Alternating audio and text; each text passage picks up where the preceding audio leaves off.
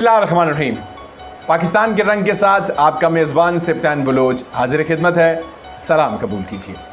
मैं हर रोज़ की तरह उम्मीद करता हूँ कि आप सब लोग बिल्कुल ठीक ठाक होंगे और जो लोग बीमार हैं अल्लाह ताला उनको जल्द से सेहत याब करे। सबसे पहले जो हमारे चैनल पे नए हैं आप लोगों को कहूँगा कि हमारे चैनल को लाइक कीजिए, सब्सक्राइब कीजिए और शेयर कीजिए। नीचे आप हमारे चैनल की वेबसाइट देख रहे हैं, यहाँ पे जाके आप हमारे गुज़िश्ता प्रोग्राम्स की डिटेल चेक कर सकते हैं। और ये लोगो आप देख रहे हैं पाकिस्तान के रंग सिफ्तान बलोच के संग हमारा सब्ज़ हिलाली परचम आपको नज़र आ रहा है और इंशाल्लाह ये लोगो हमारा 14 अगस्त तक यही रहेगा। और आज 5 अगस्त है और आज का दिन हमने हमारे सभी पाकिस्तानियों ने अपने कश्मीरी भाइयों के साथ खड़े होकर ये सबूत दिया कि कश्मीर बनेगा पाकिस्तान। और सरहद के उस पार भी जो कश्मीरियों पर जुल्म ढा रहे हैं भारतीय लोगों को भी यही पैगाम दिया कि कश्मीर बनेगा पाकिस्तान। और इंशाअल्लाह हम सब जब सीसा पिलाई दीवार बन जाएंगे कि कोई ताकत जो कश्मीरियों की आज़ादी है वो उनसे अब नहीं छीन सकती।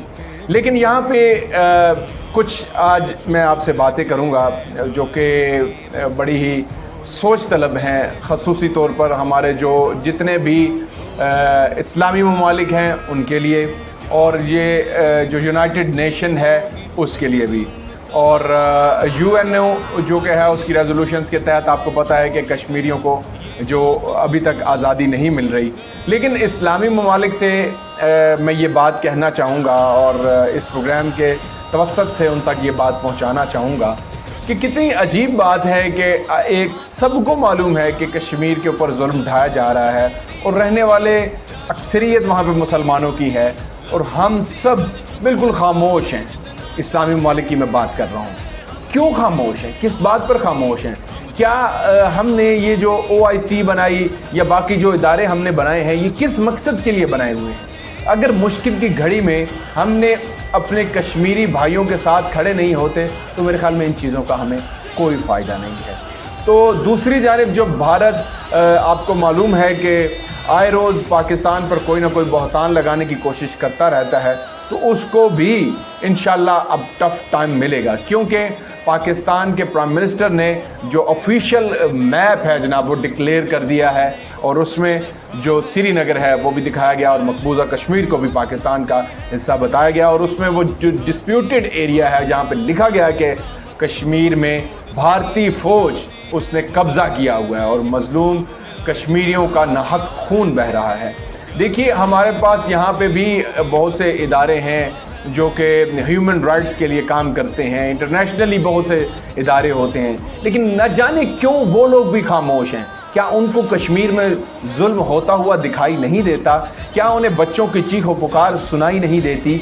क्या माओ का इस तरीके से अपने बच्चों को बिलखते हुए देखकर या किसी के सामने उनके बाप को गोली मार देना क्या उन्हें दिखाई नहीं देता? मेरा सवाल उन सब से है। तो बड़े ही अफसोस के साथ मुझे ये बात कहनी पड़ रही है कि हम सब सिर्फ खामोश हैं या हमारे यहाँ भी पाकिस्तान में कुछ ऐसे अफराद मौजूद हैं कि जो सिर्फ अमल की जब बात आती है तो वो कहते हैं महदूद हो जाते हैं। ये भी एक बड़ा लम्हा फ़िक्री है, इस पर भी हम एक पूरा प्रोग्राम करेंगे कि हमारी नौजवान नस्ल जो है वो आजकल एंड्रॉयड फ़ोन पे है, टेलीविज़न पर मुख्तलिफ़ शोज़ देखे जाते हैं, लेकिन जब अमल का वक्त आता है, मैदान में खड़े होने का वक्त आता है तो वहाँ पे हमें नज़र नहीं आती। और दूसरी जानिब अभी 14 अगस्त भी इंशाल्लाह आएगी और हमें इंशाल्लाह उसको बड़े जज्बे के साथ मनाना भी है। लेकिन उसमें सरेफरिज़ बात मैं जो करना चाहूँगा, सिर्फ झंडियाँ लहरा देने से या जनाब हम झंडे अपने छतों पर लहरा दें और उससे हम ये साबित कर दें कि जनाब हमने बड़े ही कायद के असूलों के ऊपर अमल कर लिया है, तो मेरे ख़्याल में ये काफ़ी नहीं है। कायद आज़म मोहम्मद अली जिन्ना ने जितनी अनथक मेहनत की और जितने भी तहरीक पाकिस्तान में सब लोग थे उनके साथ मिलकर जो मेहनत की तो हमें ये प्यारा पाकिस्तान मिला जिसमें उन्होंने 3 रहनुमा असूल हमें दिए और उसके ऊपर हम अमल पैरा होते हुए नज़र नहीं आ रहे, यानी कि फेथ, यूनिटी और डिसिप्लिन।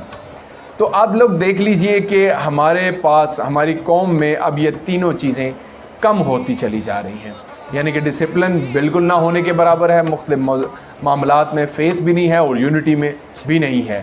اس کی وجہ یہ ہے کہ بیرونی طاقتیں بھی ہمیں کمزور کرنے کی کوشش کر رہی ہیں، لیکن ہم سب جب یہ تہیہ کر لیں گے کہ ہم نے سب سے پہلے پاکستانی بننا ہے تو یقینی طور پر دنیا کی کوئی طاقت ہمیں سپر پاور بننے سے بھی نہیں روک سکتی۔